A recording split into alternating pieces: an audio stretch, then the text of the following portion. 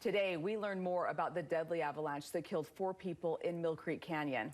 Yeah, the exclusive view from Chopper 5 shows recovery efforts today to bring those who died off the mountain. Today, police releasing the names of those who lost their lives. We have team coverage tonight. Meteorologist Kristen Van Dyke is tracking avalanche conditions in our mountains. But we begin with news specialist Garner Mejia, who has been following this story all weekend long. And Garner, you spoke exclusively to the family of one of those who died.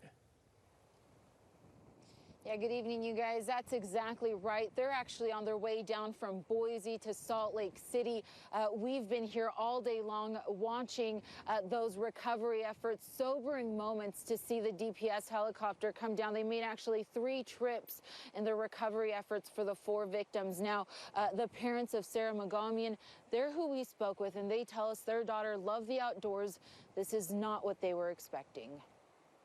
She grew up then in rural Idaho with her 4 siblings playing in the mountains and climbing trees. Sarah Mogamian grew up with a passion for the outdoors and sports. Jill and I taught her the great outdoors when we were young, and I think the best way to describe it is she was now our coach, and she just zoomed by and just grasped and loved everything about the Wasatch Front. 29-year-old Sarah moved to Salt Lake City about 7 years ago. She quickly fell in love with the mountains. We wanted her to move back to Idaho. We could never get her away from the Wasatch Front. It was so beautiful where you guys live. She just loved it there. She actually found her 2 loves, which were her soulmate, Chris, and her love of the outdoors. But yesterday, Sarah's parents got a call from her boyfriend.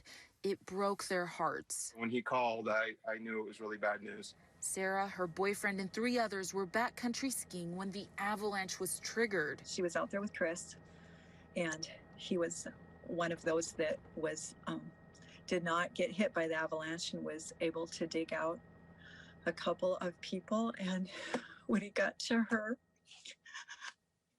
he told us that he dug her out, but he couldn't bring her back. So we're so appreciative that he was there, though. 2 other friends in Sarah's group also died, 26-year-old Louis Holian and 23-year-old Thomas Steinbrecher. But the avalanche also wiped out another group of 3 other skiers, claiming the life of one of them, 26-year-old Stephanie Hopkins.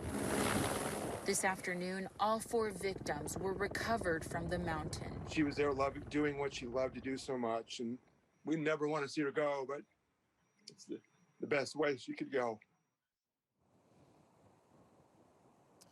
Now, we are also learning a little bit more information about where each of the groups was. We're hearing that the group of 5 was coming in from Big Cottonwood Canyon, while the group of 3 skiers came in from Mill Creek Canyon.